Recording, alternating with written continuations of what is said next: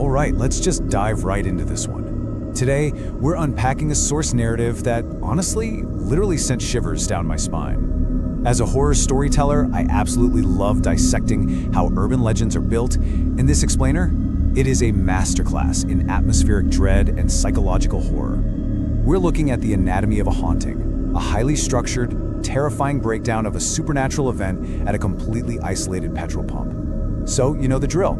Lower the lights, turn up your volume, and let's explore exactly how a super mundane night shift transformed into an absolute nightmare. Now you might be looking at this time, 3:30, and thinking, okay, it's just a time on a clock. But in the context of our source material, it is the absolute epicenter of the creeping dread we're about to analyze. There's a reason folklore calls this the witching hour, right? It's that dead zone of the night when the whole world is asleep, when logic kinda starts to fray and the boundaries between our reality and whatever lies beyond get incredibly thin. This specific timestamp, that is the trigger for everything that follows. So, picture this setting detailed in our source. It's a desolate, rain-soaked petrol pump. Heavy, relentless rain is just pounding on the asphalt.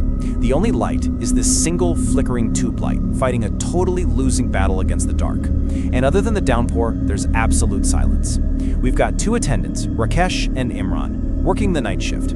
They're exhausted, fighting the heavy weight of sleep. But tonight, there's this weird, suffocating anxiety in the air. The atmosphere is so heavy you could literally cut it with a knife. Which brings us to Act 1, the impossible arrival. The silence of that rainy night is shattered, but actually not in the way you'd expect. The source text describes this super subtle, almost insidious breach of reality. Step 1. Across the dark, rain-swept road, headlights appear.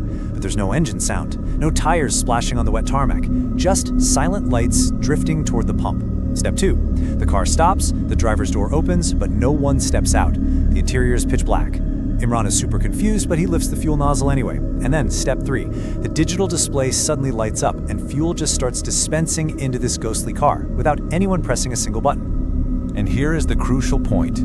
This is the detail that absolutely makes your blood run cold. Imran realizes, with pure horror, that the machine was turned off. The main switch was completely dead, yet the meter is running. The fuel is flowing. Technology, which is supposed to be bound by the laws of physics, is operating entirely on its own. The sheer supernatural impossibility of it paralyzes both Rakesh and Imran. They're frozen, watching the tank fill up, the door close itself, and the vehicle glide right back into the silent darkness. Terrified, the two guys rush into the back room to check the security cameras. And guys, this is where the haunting takes a deeply unsettling turn.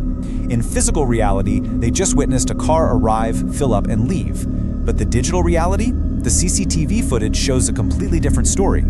On the recording, there's only heavy rain pouring onto an empty pump. Rakesh and Imran are on the tape, but they're reacting to absolutely nothing. According to the cameras, no car ever arrived. The physical and digital realities totally contradict each other. So let's move into the next night. Act 2, the flames return. The morning after that first incident, the pump owner, Sharmaji, totally laughs off the attendants' story, calls it foolishness. Well, until he reviews that inexplicable CCTV footage himself. His face just turns to stone. He issues a strict order. Tonight, at exactly 3:30 a.m., the pump will be completely shut down, main power cut. But as the source text describes, you can't just turn off a haunting. The second night brings even heavier rain in this oppressive gloom. The clock inches forward, 3:28, 3:29. The suspense during this single minute is just unbearable. The silence is so heavy that Rakesh and Imran can actually hear their own shaky breaths over the rain. Sharmaji steps out of his office. He personally ensures the main switch is completely disengaged. He really thinks he's won. But at precisely 3:30 a.m., those silent headlights return. The car stops. Sharmaji is yelling that the pump is closed, but he's just screaming into the void. Suddenly, despite the main power being completely severed, the display flickers to life. But it escalates. In live reality, an invisible entity physically lifts the heavy metal nozzle. It moves through the air all on its own. Meanwhile, inside the office, the CCTV feed abruptly glitches out. It stops showing the live feed and instead plays this horrifying historical recording. It shows that exact same spot years ago. A car is engulfed in roaring flames. A driver is trapped inside. There is screaming, panic, and sheer chaos. Seeing this old recording triggers a suppressed memory for the attendants, and we hit the real thematic core of the entire narrative here. This isn't just a random ghost story, it's about karmic debt. that inescapable spiritual principle where buried sins, selfish actions, and cowardly choices eventually return to demand payment. This haunting is driven by human morality, or rather the complete lack of it. Rakesh remembers an old urban legend about a driver who burned alive at this very pump years ago, a memory Sharmaji clearly shares, considering all the color just drained out of his face. So, we have to ask ourselves, and this is the exact question hanging heavily in the air by the end of the second night, what is this petrol pump actually asking for? The entity isn't just seeking free fuel, right? It's forcing them to watch the past, it's demanding an audience. Sharmaji realizes with this sinking dread that this phenomenon is building towards something inescapable. It wants a settling of accounts. Let's dive into the terrifying climax of our source material. Act 3, The Confession. It's the third night, and the atmosphere is the heaviest it has ever been. Sharmaji hasn't slept a wink, haunted by a past he really thought he had buried. But tonight, he decides he isn't gonna run. He orders the CCTV to remain on, and he steps out into the freezing night air to face whatever is coming for him. As the clock strikes 3:30 a.m., the rain completely stops. The world just holds its breath. The phantom car arrives faster and way more aggressive this time. But there's a crucial shift here. It's no longer just visual or auditory. The overwhelming, suffocating stench of burning petrol floods the freezing night air. The entity is fully manifesting into their physical reality. The past has literally caught up with the present. The driver's side door opens, and on the CCTV screen, the terrifying truth is finally revealed.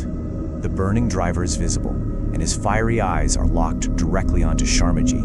And then, this heavy, inhuman voice echoes across the desolate pump, delivering this chilling accusation. Help was asked for, but the machine was turned off. The fire spread, and the door wouldn't open. Everything was over in minutes, while the pump remained entirely dark and silent. The true horror of this explainer is finally laid completely bare. It was never about a monster. It was about human greed. Sharmaji collapses to his knees, weeping, and confesses his buried sin. Years ago, when that car caught fire, he had the power to help, but he was terrified that the flames would reach the main tanks and destroy his business. So instead of saving a life, he shut off the main power, locked the doors, and completely ignored a dying man's screams to protect his own financial interests.